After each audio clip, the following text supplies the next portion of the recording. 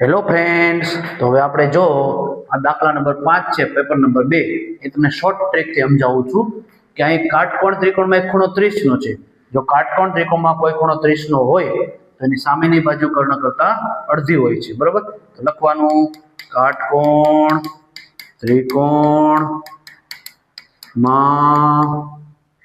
જો કોઈ ખૂણો 30 અંશ હોય તો તેની સામેની બાજુ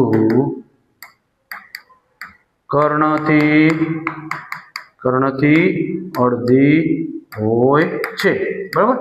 તો આપણને આ ખૂણો 20 આપ્યો, આ 30 નો ખૂણો છે, એની સામેની બાજુ આ થાય, આ 20 ની ડબલ થઈ જશે, બરાબર. 80 બરાબર 40 થશે, બરાબર. બાકી આ દાખલો જે છે એમાં જે એ બી ગોતવાનું છે, ઈ અને આની આગળનો ચોથો દાખલો છે. બે શોર્ટ ટ્રીક સમજાવી છે, લોંગ ટ્રીક આપણા જે રેગ્યુલર વિડીયો છે એમાં મેં સમજાવેલું છે. Okay, thank you very much.